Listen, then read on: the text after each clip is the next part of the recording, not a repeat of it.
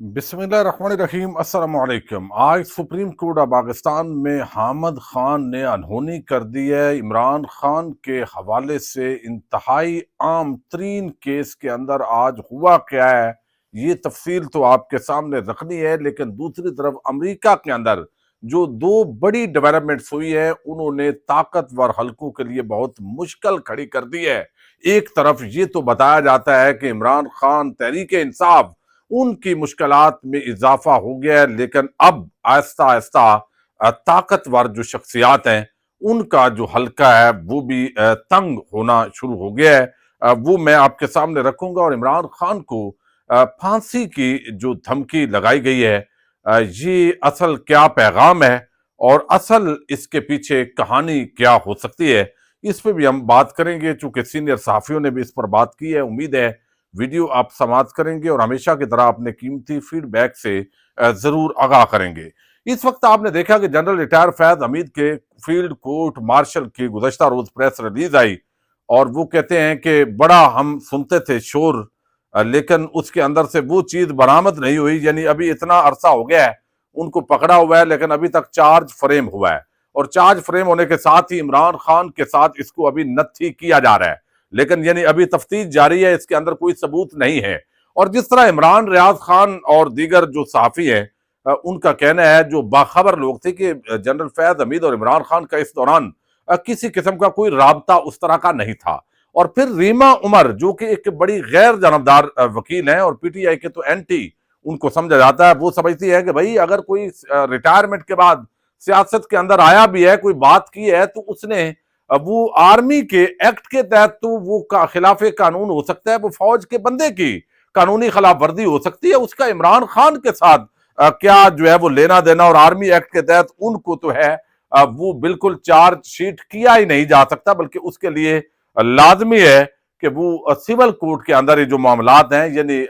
फौजदारी अदालत हो या बहरहाल बाकी जो सिविलियन की अदालतें हैं, उन्हीं के अंदर उनका ट्रायल होना है। तो अब इसका एक मकसद तो ये समझा जा रहा है कि इमरान खान को यानी बार्गेनिंग की तरफ लाना है। इमरान खान अगरचे मुज़ाकरात की बात रोज करते हैं, उनके लोग भी करते हैं कि आइए मुज़ाकरात कीजिए, लेकिन बात वही है जो मौलाना फजल रहमान को जो राना सनाउल्लाह ने कहा कि जनाब अगर हम ये बात मान लें तो मैं उसकी तो 2/3 अक्सरियत होगी और वो आते ही हमें टांग देगा, तो हम तो ये काम नहीं कर सकते। तो बात वही है कि सब डरे हुए हैं। यानी इस वक्त नून लीगी और पीपल्स पार्टी वाले भी डरे हुए हैं कि अगर हम मैंडेट वापस करेंगे तो इसका मतलब ये होगा कि भाई फिर हमारी खैर नहीं है। एस्टैब्लिशमेंट के अंदर जो शख्सियात हैं उनके लिए भी यही खतरात हैं। तो इस वक्त एक ऐसी सूरत हाल के अंदर पाकिस्तान है जहां पर एस्टैब्लिशमेंट की यानी जो फौजी शख्सियात हैं उनको अपना खौफ बज़ाहिर नजर आ रहा है, पीपल्स पार्टी नून लीग को अपना खौफ नजर आ रहा है, और इमरान खान और तहरीक इंसाफ जो है वो अपने नुक्ता नजर के साथ आगे चल रहे हैं। अब मुज़ाकरात के अंदर ये नहीं है कि हुकूमत जो है वो कोई बहुत फतह याब हो गई है या एस्टैब्लिशमेंट बहुत फतह याब हो गई है। जब गोलियां चल जाए मुजाहिरीन पर तो कोई भी फतह याब नहीं होता, ये शिकस्त ही होती है। लेकिन अब असल यानी इस वजह से पीटीआई देखो जी मुज़ाकरात के लिए मिन्नत तरले कर रही है, तो अब उनसे कोई मुज़ाकरात नहीं कर रहा, अब इनको हमने कुचल देना है। जैसे फैसल वावडा ने जो बात की और बाकी जो कड़छे चमचे जो इस तरह की बातें कर रहे हैं कि भाई अब जो ताकतवर एक बंदे ने बताया है, इंतहाई आम बंदे ने, कि इमरान खान को पता नहीं है उसका पाला किससे पड़ा है। ओ भाई उनको भी नहीं पता कि उनका अब कौन से पाला पड़ा है। इमरान खान एक ऐसा बंदा है कि उनको भी अब समझ आ गई है कि किससे पाला पड़ा है। पहले उनका जरदारियों और शरीफों से पाला पड़ता रहा है। करप्शन उन्होंने उन पर इल्जामात होते थे, उनकी बैरून मुल्क जायदादें हैं, बहुत सारी कमजोरियां हैं, तो इसी वजह से उन्होंने सरेंडर किया और आज वो लेटे हुए हैं। तो अब इमरान खान जो है उसके मुज़ाकरात का मतलब ये है कि भाई 8 फरवरी जो है वो ये, और जो है वो जो मैंडेट चोरी किया है वापस कीजिए। दूसरा 9 मई और अभी 26 जो नवंबर है इसकी जुडिशियल इंक्वायरी कीजिए। और वैसे भी ये चीजें तो सारी वाज़ेह हैं, लेकिन इसके बावजूद अब ये चीजें वो मानने के लिए तैयार नहीं है। बेगुनाह कैदियों को रिहा कीजिए। अब इस पर ना कोई उनके पास देने के लिए है और लेने के लिए जो बात की जाती है। अभी थोड़ा अरसा पहले जब हाउस ऑफ कॉमन्स के अंदर गालिबन बरतानिया में यह सवाल उठाया गया था कि बताइए जी इमरान खान का मिलिट्री ट्रायल हो रहा है, तो उन्होंने पाकिस्तानी हुक्काम से मुलाकातों के हवाले से दावा भी किया था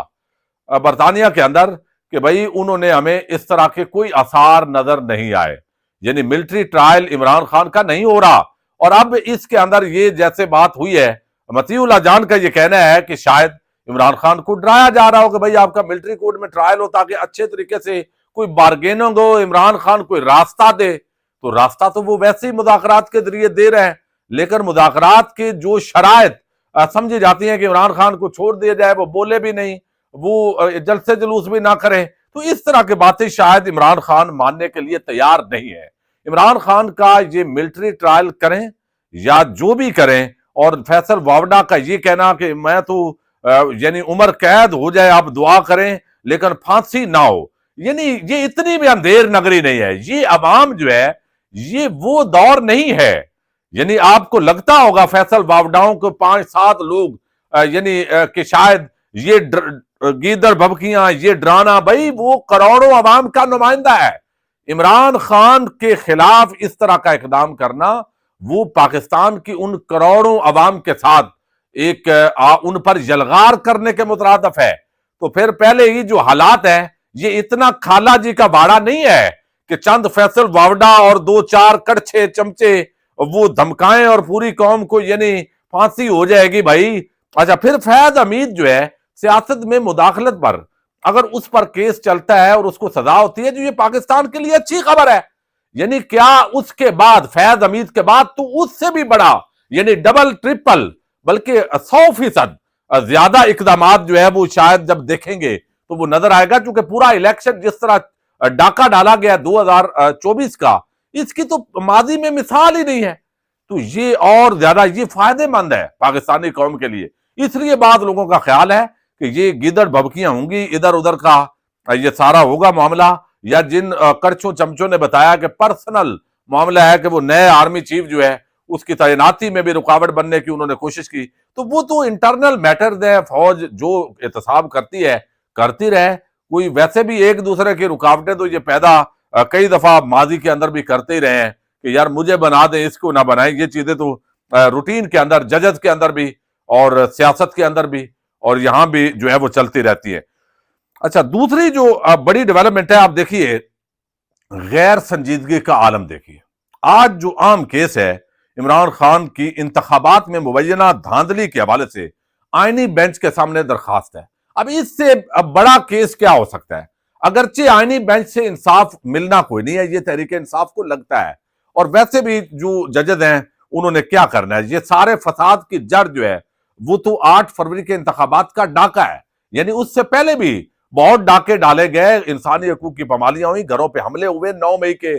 تناظر کے اندر ہزاروں لوگوں کو جیلوں میں ڈالا گیا، گرفتاریاں ہوئی، یہ سارے کام چلتے رہے۔ لیکن موجودہ جتنا کچھ بھی ہے یعنی اب اس کو کور اپ، ایک جھوٹ کو چھپانے کے لیے جیسے 100 جھوٹ بولنا پڑتا ہے، تو اب 8 فروری کا وہ جو گند ڈالا ہے اس پہ مٹی کبھی ڈالتے ہیں، پھر ایک طرف سے ننگا ہو جاتا ہے، پھر مٹی ڈالتے ہیں۔ تو 8 فروری کے انتخابات کے بعد سے اب تک تقریباً یہ ہو چلے ہیں، آپ سمجھیں کہ 10 مہینے ہو گئے ہیں، اس گند کو ڈھانپنے کی کوشش کر رہے ہیں، یہ سارا کچھ ہو رہا ہے۔ اب عام ترین کیس یہ ہے کہ انتخابات 2024 کے اندر دھاندلی ہوئی ہے۔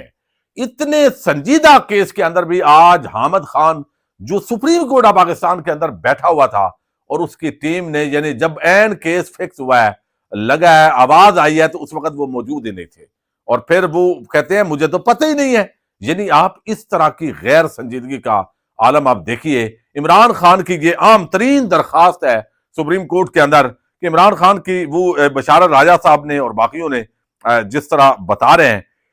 کہ آئینی بینچ کے سامنے یہ درخواست سماعت کے لیے مقرر تھی۔ کیس کال ہونے سے قبل عمران خان کے وکیل حامد خان کمرہ عدالت میں موجود تھے۔ کیس کال ہوا، حامد خان کمرہ عدالت سے باہر نکل گئے، ججز پوچھتے رہ گئے کہ حامد خان کہاں گئے؟ ابھی تو ادھر ہی تھے۔ حامد خان کا کلرک بھاگا اور انہیں واپس کمرہ عدالت میں لایا۔ حامد خان آج کی سماعت کے متعلق ہی لا علم لکھ رہے۔ انہوں نے عدالت کو بتایا کہ ہماری سماعت تو 12 دسمبر کو ہے، آج کی سماعت کے متعلق مجھے نوٹس نہیں ملا۔ عدالت سے انہوں نے استدعا کی کہ کیس ملتوی کر دیا جائے۔ عدالت نے استدعا منظور کرتے ہوئے کیس موسم سرما کی تعطیلات کے بعد تک ملتوی کر دیا ہے۔ اندازہ کر لیں، عام ترین کیس عدالت پوچھ رہی ہے اور حامد خان صاحب کو پتہ ہی کوئی نہیں ہے۔ یہ اب حالات ہیں۔ تو بہت سارے ایسے وکلاء جو بڑے سینئر ہیں نعیم حیدر پنجوتھا یا انتظار پنجوتھا اور باقی جو ہے وہ چلے سپریم کورٹ میں تو وہ وکالت نہیں کرتے، ہائی کورٹ کے اندر اور سیشن کورٹ میں اس طرح کے لوگ زیادہ کرتے ہیں، لیکن سلمان صفدر ہوں، سلمان اکرم راجہ ہوں، اس طرح کے جتنے بھی ججز ہیں یعنی وکلاء ہیں،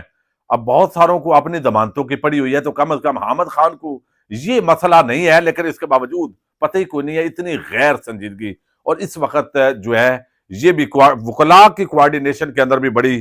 کمی آ رہی ہے۔ بہرحال اس پر اب کیا کہا جا سکتا ہے، لیکن دوسری طرف اب اسٹیبلشمنٹ جو ہے اس پر دباؤ بھی بڑھ رہا ہے، یعنی حکومت تو چلے ہے ہی چابی والے کھلونے، جب چاہیں گے ان کو دھکا دیں گے اور یہ دھڑام گرے گی، اتنی کمزور بنیادیں ہیں، یعنی بنیاد بھی کوئی نہیں ہے، یہ تو تنکوں کے سہارے پہ کھڑی ایک حکومت ہے، جو حکومت کرنے والوں کو بھی پتا ہے کہ یہ ادھار کا ہے، یہ ڈاکے کا مینڈیٹ ہے، لیکن اسٹیبلشمنٹ جو ہے اس پہ یہ معاملات بڑھ رہے ہیں۔ دیکھیے جو ایک تو جو امریکہ کے اندر تحریک انصاف نے پریس کانفرنس کی ہے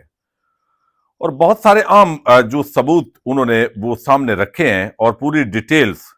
وہ جو لائے ہیں وہ بڑی حیران کن ہے، یہ نارمل معاملہ نہیں ہے، یعنی وہاں پہ پوری طرح انہوں نے ساری چیزیں جو ہے وہ دی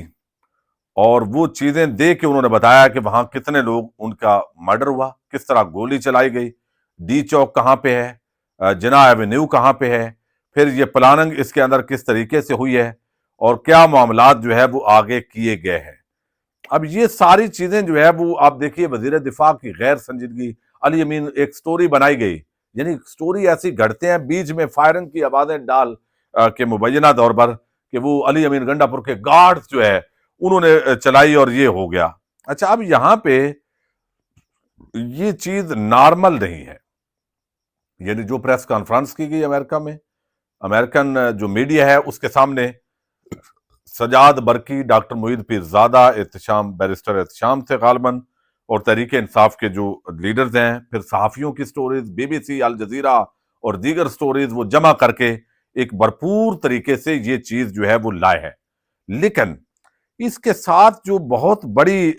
معاملہ ہے ویسے اس کے اندر جو ہے وہ یہ چیز بڑی عام ہے کہ اس کے اندر پاک فوج پر بہت بڑا ایک الزام لگا ہے آرمی چیف پر، یعنی یہ امریکی جریدہ ہے جس نے یہ باقاعدہ دو صحافی ہیں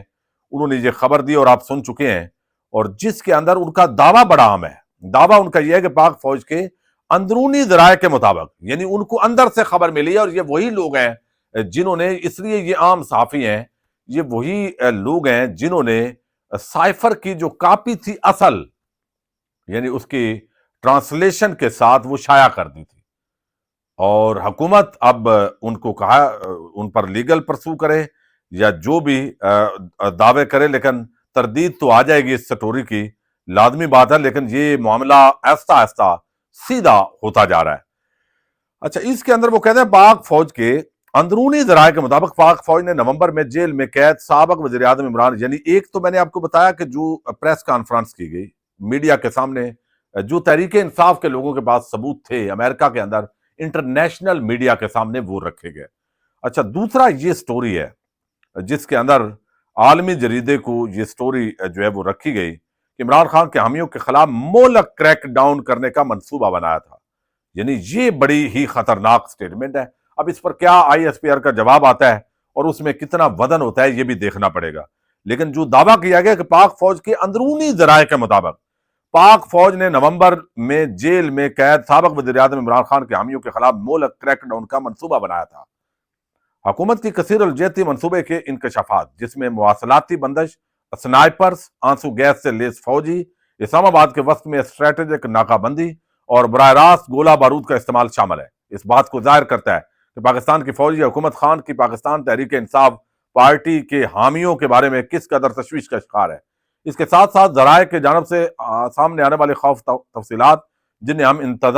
انتقامی کارروائی کے امکان کی وجہ سے نام نہ ظاہر کرنے کی اطلاع دے رہے ہیں، اور حکومت کی جانب سے اپنے آپریشن کی تفصیلات سے بار بار انکار سے ظاہر ہوتا ہے کہ وہ اختلاف رائے کو کچلنے اور پی ٹی آئی کی حامی تحریک کی کمر توڑنے کی اپنی صلاحیت پر یقین رکھتی ہے۔ منصوبہ بندی کے بارے میں معلومات رکھنے والے ایک دوسرے ذریعے نے آزادانہ طور پر فوج کے ذرائع کے خاکے کی تصدیق کی ہے۔ مظاہروں سے قبل پاکستان حکومت نے واٹس ایپ اور سوشل میڈیا یہ ساری چیزیں رکھی اور انہوں نے ذرائع کے مطابق پاکستان کے طاقتور chief of army staff general Asim Munir کی ہدایت پر 25 نومبر کی صبح پاک فوج کے ملٹری آپریشن ڈائریکٹوریٹ میں، یہ دیکھیے بہت بڑا الزام ہے، یہ بہت بڑا الزام ہے، اب دیکھنا ہے جواب کیا ہے آرمی چیف پر۔ وہ کہتے ہیں کہ طاقتور army chief general Asim Munir کی ہدایت پر 25 نومبر کی صبح پاک فوج کے ملٹری آپریشن ڈائریکٹوریٹ میں آپریشن کی منصوبہ بندی کی گئی۔ منصوبے کے تحت ڈی چوک کے سامنے مرکزی سڑک جناح ایونیو کا محاصرہ کیا جائے گا اور شپنگ کنٹینرز کے ڈھیر لگائے جائیں گے۔ جو آگے پورا وہ جو واقعات ہیں وہ انہوں نے لائے ہیں، کچھ صحافیوں کی سٹوریز لائے ہیں، الجزیرہ، بی بی سی اور باقی انٹرنیشنل، وائس آف امریکہ بھی غالباً وہ ساری چیزیں لائے ہیں۔ تو یہ انٹرنیشنلی اب براہ راست پاکستان کے جو فوجی جرنیل اور آرمی چیف ان کو اس سٹوری کے اندر ہٹ کیا گیا ہے، اور اس سارے معاملے کو یہ جو 26 نومبر کا ڈی چوک کے اوپر واقعات ہوئے ہیں ان کے ساتھ جوڑا گیا ہے۔ اب اس پر لازمی بات ہے کہ جواب آئے گا، اور جو بھی جواب آئے گا وہ ہم آپ کے سامنے رکھیں گے۔ یہ بڑی ایک سمجھیں کہ بین الاقوامی لیول پہ دو بڑی ڈیولپمنٹس جو ہے